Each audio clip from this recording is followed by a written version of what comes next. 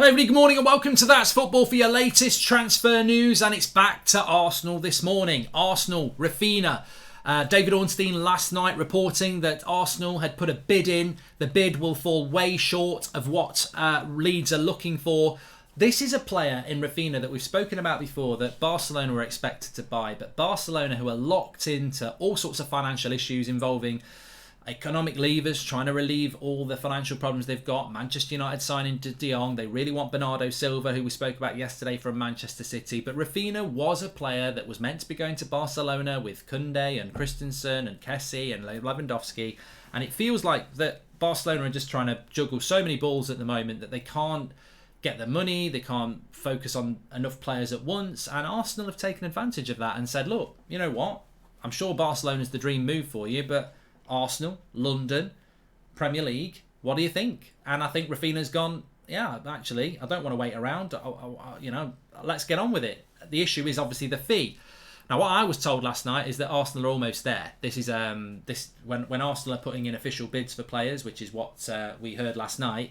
They are eager under Arteta to move away from mistakes of the past. Was it that Didn't Luis Suarez at Arsenal have a release clause of about 41 million quid or something, and Arsenal under Wenger offered 40 million plus £1, and it was just embarrassingly rejected? So Arsenal are very eager to not get stuck into those sort of negotiations or put bids in and then not get players. They've done well with Vieira, they will get Jesus, and with Raphinha, I think they know what their strategy is and they'll follow it up with an offer. And I think they probably don't want to pay what Leeds want, which I don't know, could be 60 million, and maybe they've offered 40 or something like that, or 35 or something like that. And it's just about testing the water and finding out where, opening up negotiations basically. And that's what this bid from Arsenal does. It opens up those negotiations officially with Leeds, and it's sort of like, this is the offer, and Leeds go no, and then Arsenal go, well look, the player wants to leave, you know that,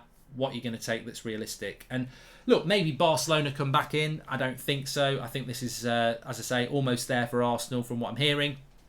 And I think that they will. I think they will get that deal done. And I think he's a good signing. And as I said the other day, Pepe spent a lot of money on him, but we're going to talk about Lukaku a little bit later. And I think the way big clubs need to act these days is that mistakes of the past should be eradicated and moved on from. My club, Manchester United, we spend a lot of money on a player 2 managers ago, and the new manager has to put up with them and work with them. That's not how you build a football team. And I think that we've seen that with Arteta, the removal of Aubameyang. Yeah, you got super fans like Piers Morgan and people saying we never should have got rid of him. Well, as an outsider, I think you should have got rid of him, because it's a new manager, and a new manager should be listened to and allowed to build the team they want to do. And that's something Arsenal have done. They allowed him to take Leno out and bring Ramsdale in. You know, if that was Manchester United, it would be, you've got a really good goalkeeper in Leno, you're not getting a new one.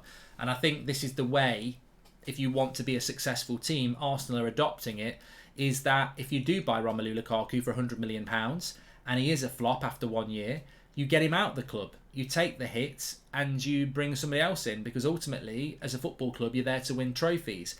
And if you're going to prolong the mistake, I mean, again, if it was Manchester United with Lukaku, we would keep him for another 2 or 3 years and hope that he becomes good, because we've spent so much money on him, and we're a business, so we're always thinking about the money we've spent.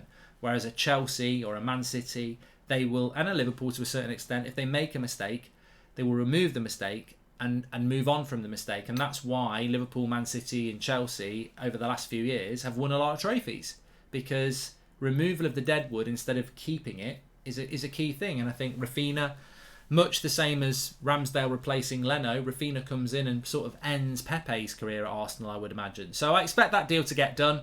I think Arsenal have put the first offer in, which is lower than what Leeds want, but negotiations, they do need to move quick though, because Barcelona can come back into that race quite quickly if they can't get Bernardo Silva, or they get a little bit more money, or they sort their financials out. So I think Arsenal need to move quick on Raphinha, and I would imagine that deal will get done very, very quickly, because they need to move quick on that one. Just quickly talking about people removing people, I don't know whether anyone noticed that Minamino is leaving Liverpool for 15.5 million, and this is what happens when you're successful as well. If you are successful and you chase success, selling players becomes much easier. I could give you a list of Liverpool players that have been sold over the years under Klopp who were never first team players and never going to be first team players, but they've brought in 15, 20 million. They did it with, was it Ibe, who went to Bournemouth? They've done it with a few players. They're never going to touch the first team of Liverpool, but they'll still get 15, 20 million pounds for them. The lad who went to Sheffield United, was it Brewster as well? Like, he's not set the world on fire there, but they got good money for him, and success is intoxicating. And, you know, United want to sell a lot of players. Arsenal want to sell a lot of players. But people are like, oh, Arsenal, United, they're not good anyway, and they want us to buy their shit. Whereas Liverpool, their players, well coached, can't get in the first team, but they've still got that connection with Liverpool, and the value is there. So that's another, you know, Liverpool have spent a lot of money on Nunez, but they're probably going to, I guarantee Liverpool will sell 3 or 4 players that don't get anywhere near their first team, and they'll probably raise 60, 70 million pounds from it. So good bit of business from Liverpool there. As I said, Lukaku looks like he's going to go to Inter Milan, back on loan. I have no problem with this. I've got no problem with this. Who do you think is the biggest flop in Premier League history? Somebody was on about this the other day, and I suppose £100 million for Lukaku in a one-season thing, it does translate to being in the flop category in a very big way. But I predicted Lukaku was going to win the Golden Boot. I love the way people act like their farts don't smell. We're all geniuses in hindsight. I own the fact that I thought Lukaku to Chelsea was a very good move, and I think a lot of people thought it as well. They were crying out for a penalty box striker. He's a penalty box striker, and I predicted he'd win the Golden Boot, and he had a terrible season with a terrible attitude, and Chelsea are quite rightly going to move him on. But I remember when Liverpool sold Torres to Chelsea. That wasn't a particularly great deal. 50 million quid at that time, 10 years ago, inflation, that's easy, 100 million quid, isn't it? But what about what they replaced Torres with? Andy Carroll, 35 million quid. Inflation, that's got to be touching 100 million quid as well. That didn't work. So, look, there's plenty of examples, and strikers are always going to be expensive. So, I think more importantly, if I was a Chelsea fan, I wouldn't lose any sleep over that. You need to get rid of the player, and how you get rid of the player is up to you, isn't it? And the way to move on from mistakes is to absorb it and learn from it, and make sure that you do better because of it. So yeah, I don't think Chelsea have done anything wrong there. I'm intrigued to see what Chelsea are going to do. I expect that Sterling deal, as we spoke about a few weeks, to get done, and they will be active. And again, look, let's be honest, Koundé is a player that Chelsea want.